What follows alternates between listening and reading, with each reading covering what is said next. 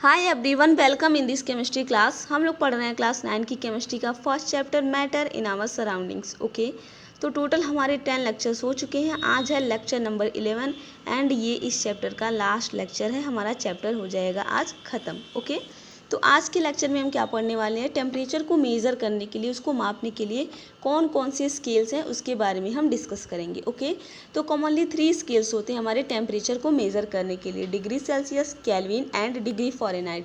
तीनों के बारे में हम अच्छे से डिस्कस करेंगे। ये भी देखेंगे कि टेम्परेचर होता क्या है, सबके बारे में हम अच्छे से पढ़ेंगे। Okay,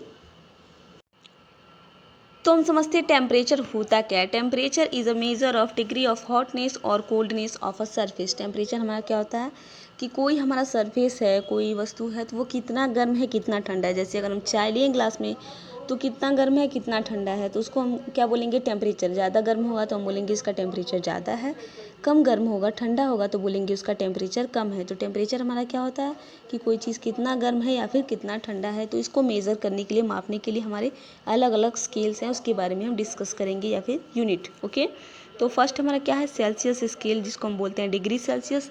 thermometer with Celsius scale are calibrated from 0 to 100 degree Celsius. Thermometer में हमारा जो सेल्सियस स्केल होता है वो 0 से 100 डिग्री सेल्सियस तक क्या होता है, कैलिब्रेटेड होता है। अभी हम आपको इमेज से अच्छे से क्लियर कर देंगे, ऐसे आपको समझ में नहीं आया होगा।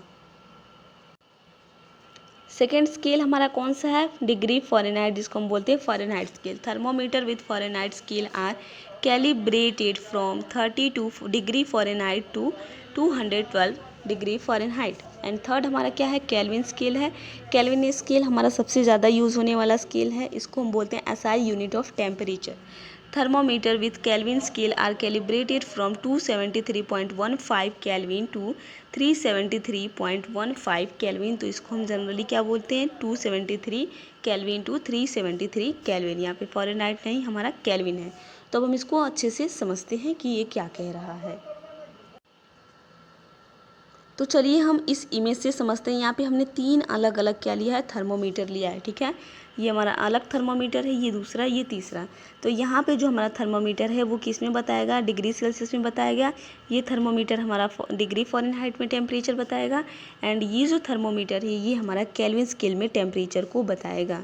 अगेन सुनिए, ये जो थर्मोमीटर है वो डिग्री सेल्सियस में टेम्परेचर को बताएगा, ये डिग्री फ़ारेनहाइट में बताएगा, एंड ये केल्विन स्केल में बताएगा।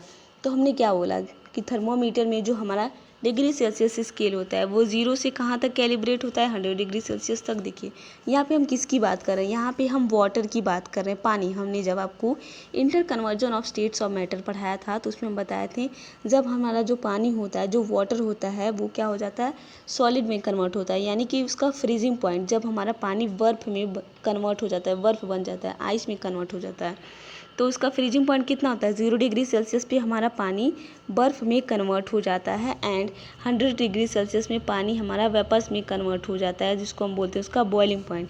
ये हमारा वाटर का फ्रीजिंग पॉइंट है, जिसको हम बोलेंगे आइस पॉइंट। एंड ये हमारा वाटर का बॉइलिंग पॉइंट है, जिसको हम क्या बोल रहे हैं, स्टीम पॉइंट। तो ये 2 बात आप ध्यान रखिए, तो तीनों अच्छे से समझ में आ जाएगा। तो यहाँ पे वाटर का जो हमारा आइस पॉइंट है कितना है, 0 डिग्री सेल्सियस। एंड वाटर का जो स्टीम पॉइंट है, बॉइलिंग पॉइंट है कितना, 100 डिग्री सेल्सियस। तो यहाँ पे सेल्सियस स्केल में बात की। अगर हम यहाँ पे, ठीक है, फ़ारेनहाइट स्केल में बात करें तो जो हमारा वाटर है उसका आइस पॉइंट कितना हो जाएगा, 32 डिग्री फ़ारेनहाइट। एंड उसका स्टीम पॉइंट यानी कि बॉइलिंग पॉइंट कितना हो जाएगा वाटर का, 212 डिग्री फ़ारेनहाइट। अगर हम केल्विन स्केल में बात करें, ठीक है, उसी पानी, उसी वाटर का आइस पॉइंट हमारा कितना हो जाएगा, 273 केल्विन। एंड हमारा उसका स्टीम पॉइंट कितना हो जाएगा, 373 केल्विन। आपको समझ में आ रहा है, ये हमारे अलग अलग स्केल्स में हमारे क्या है, टेम्परेचर हैं। अगर हम पूछें कि वाटर का, चलो बताओ, वाटर का बॉइलिंग पॉइंट डिग्री सेल्सियस में कितना होता है, तो बोलेंगे 100 डिग्री सेल्सियस। इसी तरीके से हम पूछें कि वाटर का जो बॉइलिंग पॉइंट हमें बताओ केल्विन स्केल में कितना होता है उसका टेम्परेचर, तो हम क्या बोलेंगे, 373 केल्विन होता है। ओके, तो आई होप आपको समझ में आ गया होगा।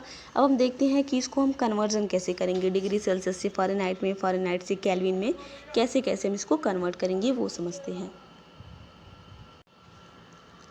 तो अगर हमें, ठीक है, अगर हमें डिग्री सेल्सियस को कन्वर्ट करना है केल्विन में, ठीक है, ये हमारा डिग्री सेल्सियस है, इसको किस में कन्वर्ट करना है, केल्विन में। डिग्री सेल्सियस को अगर हमें केल्विन में कन्वर्ट करना है तो उसमें हम ऐड कर देंगे 273 केल्विन। अगर हम आपसे पूछें कि जो हमारा वाटर है उसका आइस पॉइंट डिग्री सेल्सियस में 0 डिग्री सेल्सियस है तो आप हमें बताइए कि केल्विन में उसका टेम्परेचर कितना होगा। तो क्या करेंगे आप 0 डिग्री सेल्सियस में 273 को ऐड कर देंगे। देखिए यहाँ पे फॉर्मूला है, अगर डिग्री सेल्सियस को केल्विन में कन्वर्ट करना है तो जितना भी हमारा डिग्री सेल्सियस में टेम्परेचर दिया होगा उसमें 273 को ऐड कर देंगे तो हमारा केल्विन स्केल में उसका टेम्परेचर आ जाएगा। अगर देखिए हम यहाँ पे आइस पॉइंट की बात करें तो हमारा वाटर का आइस पॉइंट कितना है 0, इसमें 273 हम ऐड करेंगे, टोटल हमारा कितना आ जाएगा 273 केल्विन जो यहाँ पे दिया है। इस तरह से अगर हम स्टीम पॉइंट की इसकी बात करें, बॉइलिंग पॉइंट की, ठीक है, तो केल्विन में हमें कन्वर्ट करना है तो डिग्री सेल्सियस प्लस 273 केल्विन। तो यहाँ पे डिग्री सेल्सियस कितना है 100 डिग्री सेल्सियस, तो हम रख दिए 100 प्लस हमें क्या ऐड करना है 273, तो टोटल हमारा कितना आ जाएगा 373 केल्विन। तो देखिए यहाँ पे आ गया केल्विन स्केल में कितना टेम्परेचर हो गया 373 केल्विन। ओके, अब हम देखते हैं कि फ़ारेनहाइट में कैसे डिग्री सेल्सियस को कन्वर्ट करेंगे। देखिए जब भी आपको डिग्री सेल्सियस को केल्विन में कन्वर्ट करना है हमेशा क्या करेंगे 273 को ऐड कर देंगे जितना भी डिग्री सेल्सियस में टेम्परेचर दिया होगा। एंड अगर हमें केल्विन को डिग्री सेल्सियस में कन्वर्ट करना है तो -273 कर देंगे, किस में से केल्विन में से -273 टेम्परेचर कर देंगे जितना भी दिया होगा। ओके, अब देखिए हम फ़ारेनहाइट स्केल में कैसे कन्वर्ट करेंगे। फर्स्ट फार्मूला में क्या याद रखना है, जब हमें डिग्री सेल्सियस को केल्विन में कन्वर्ट करना है तो हम 273 को ऐड कर देंगे। ओके, एंड अगर केल्विन को डिग्री सेल्सियस में कन्वर्ट करना है तो 273 माइनस कर देंगे।